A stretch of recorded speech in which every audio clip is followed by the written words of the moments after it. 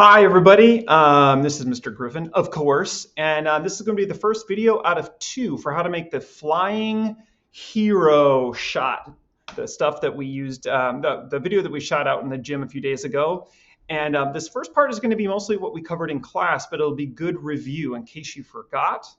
And there's a little bit extra at the end that we didn't cover in class last time. So without further ado, here we go. Hopefully you're logged into your computer at school. If not, pause the video, get into AnyDesk, and connect to your computer at school, because here we go, all right? Okay, so here we go. As you can see, I'll put my face down here. Hi, great. As you can see here that I've got After Effects open. Remember, this is an After Effects project. We've got Clean Plate and Griffin 1, so I'm going to grab both of these and drag them into our project. All right, Clean Plate goes in first. Yeah. Now remember, we want to really make sure that we isolate this video. There's too much video here. So I'm going to isolate the piece where the camera is really moving in. So I'm going to move the playhead about here, edit, split layer, throw this out, and then I'm going to zoom up about 9 more seconds. So that'll take me to about 11, about there. Good enough. Split layer, and we're going to get rid of this. So I'm just down to roughly about 9 seconds. I'm going to reposition this here and then move the little blue puck here down to the end of the video, so that when I render, I'm only rendering what's between this blue line and this blue line. Okay? All right, so our clean plate is ready to go. Before we had talked about increasing the size for a glitch effect. I decided we're not gonna do that glitch effect at all. We're gonna do lightning instead. I think lightning is a lot more interesting, especially with this environment. So we're gonna skip increasing the scale of this space, but we are gonna motion track, of course. So right click down here in our project area, go to new, and we've gotta create that null object. All right, so I'm going to call this base plate null here. Then clicking on our clean plate layer, you remember this. Come on, we've done this a million times. I'm going to come up here to animation and track motion. All right, now first of all, we got to make sure that the playhead is all the way back at the beginning of our timeline. That's important. All right, now over here, we're going to make sure that position is checked and scale is checked. We're kind of doing most of this for the scaling part, so that's really important. All right, so now it's just a matter of moving these two tracking points. We kind of want them near the place where the subject is going to be doing their elevating, right? So it's going to be kind of around this S right here on the tip of the shark nose. So I don't want to animate things that are like way up here or way out here. I mean, they would kind of work if you were desperate, but we're not desperate. We've got lots of good areas here. So I'm going to get the corner of the mat right here, because look at that nice high contrast point right there. And then this little section here where the fin goes up underneath the throat of the shark. I think that's a really nice spot. Okay, tracking points are set. So this should be a really easy motion track. So I'm just going to hit track forward here to analyze forward. Here it goes, fingers crossed. So far, so good. Footage is moving. Come on now, about halfway there. The fun part about doing steps like this is that you've already done them once, right? So as I'm explaining this to you, you should go, hey, I remember that. We've done this before. And that's part of what teaching is, right? Teaching and learning is you learn one new thing, but then you throw it in the basket of all the other things that you already know, and then you just practice doing them over and over and over, applying them in new ways, kind of mixing up the order, trying new things. Okay, we're done. So I'm going to come down here to go edit target. And I really got to make sure that I apply this to the base plate null. So I'll click OK. And then don't forget, the last part is to apply. Oh, I have two windows open, so I'll pull this over here. Apply to X and Y. OK. All right, boom. So now our points are attached. They looked really good, really clean. So we have our clean plate and we have our base plate null. All right, awesome. Looking at my notes, I think this is good. So now it's time for the Griffin layer on top. And this is, again, all very familiar to us. Here he is. Again, I'm going to position the Griffin layer to the place where he starts to take off. So I'm going to, I like this spot on the playhead here just before I do the jump. So I'm going to put my mouse here, click and drag this over to the side. And then just scrub the playhead a little bit here just to make sure. Uh-oh.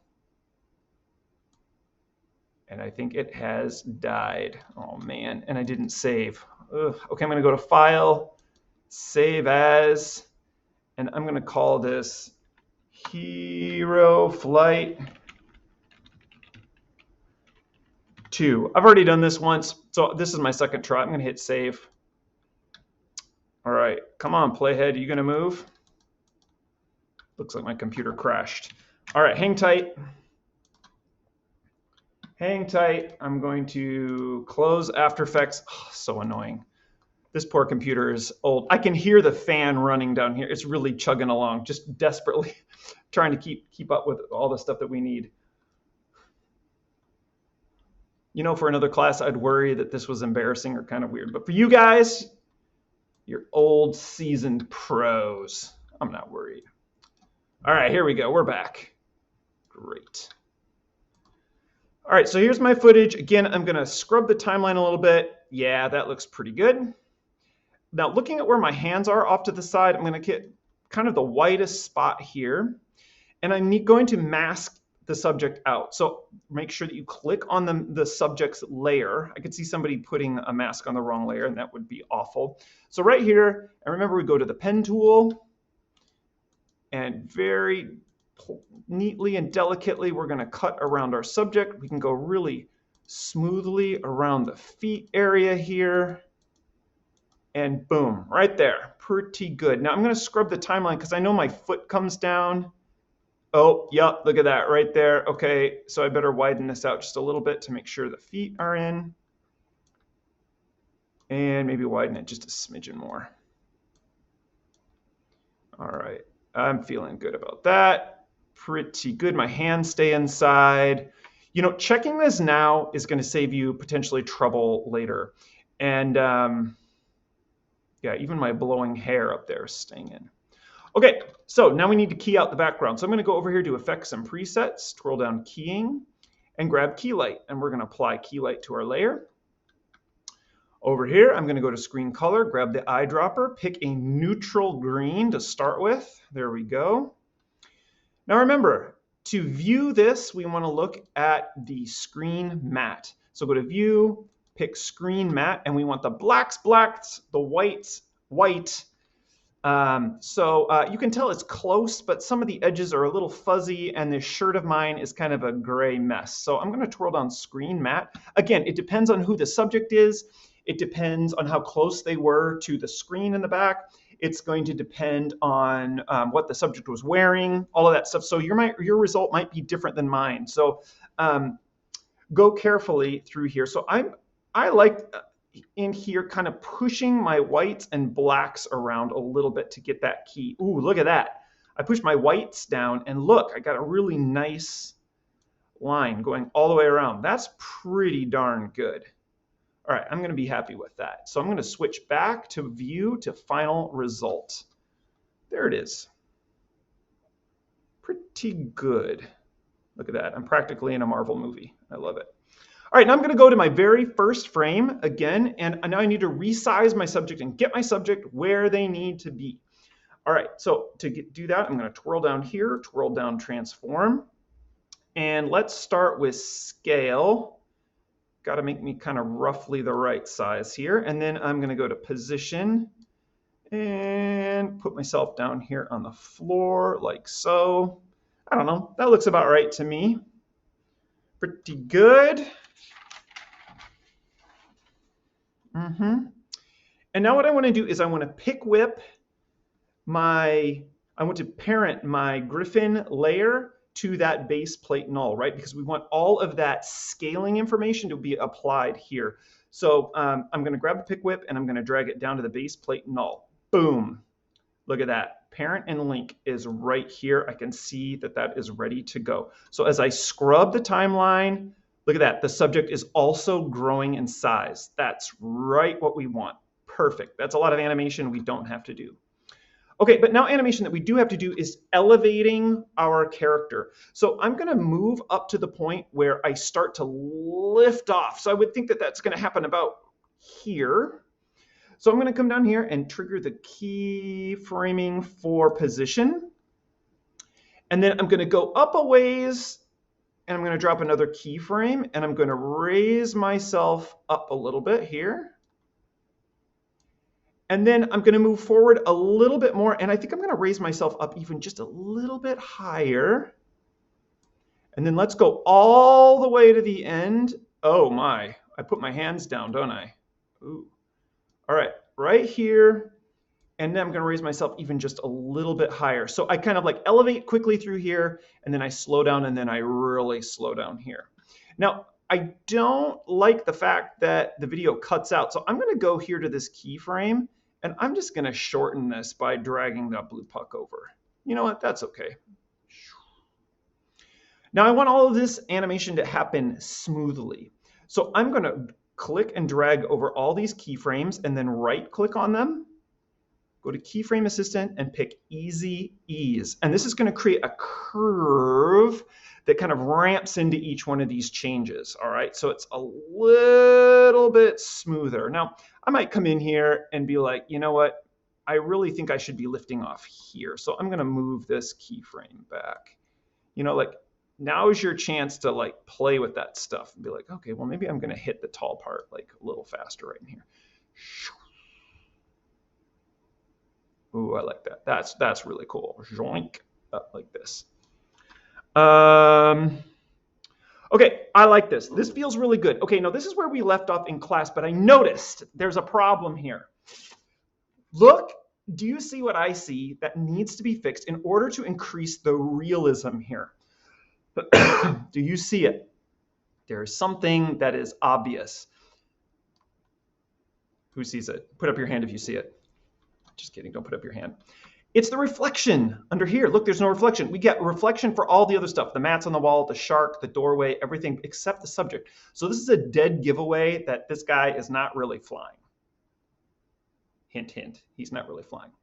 So I figured out a way to create a reflection, and it's ridiculously easy. Now, there are ways that you can make this way more believable, but this is the quick and dirty way, all right? So we're going to make a copy of this Griffin 1 floating layer. So with it highlighted, I'm going to do Control D. Remember, makes a copy of a layer. Okay, boom. So now there are two Griffin layers on top of each other. So I'm going to grab actually the bottom layer, and I'm going to rotate it around 180 degrees. So I'm going to click here on rotation and type in 180. Okay, so now we got an upside down Griffin underneath the up top Griffin. Okay, so I'm going to go again to the very first frame, and I'm going to place the upside down Griffin so his feet touch down here. And now I'm going to pull down the opacity of the underneath Griffin down, down, down, down, down, down, down, down, down. So it's, I don't know, somewhere in the 30s. Now we're not going to animate this. Oh, do you see how it's animating upwards? It's because it has those exact same keyframes here. So we need to change that. So starting here, let's jump to the next keyframe. And look, my body has reset itself here, but we don't want that. We want it down as though it had gone up. So, oh, actually, it's not going to move at all. So here it is 122 and 551. Let's have those be the same here. 122 and what, 551 was it? Yeah.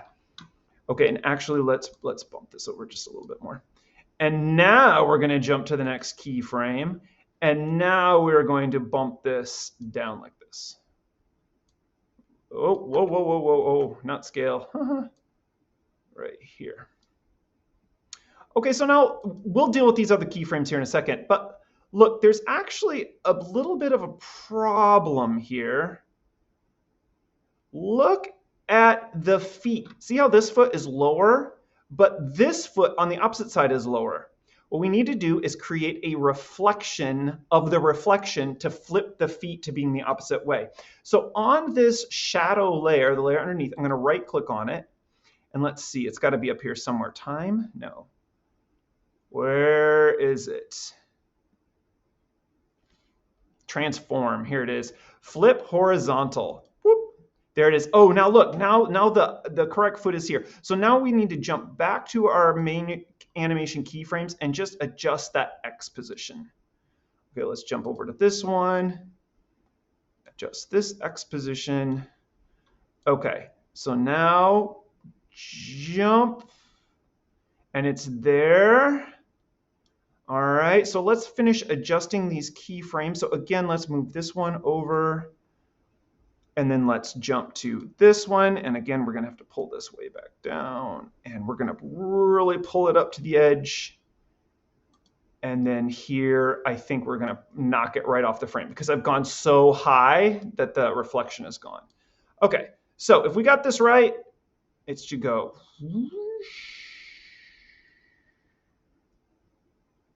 Like this. All right, I think that's a nice little touch of realism here. Pretty good. Okay, go ahead and save your work. We are now halfway. And I'm going to start the second video now to start playing with lightning using this spot in this project now. All right, so hang tight. This is part 1.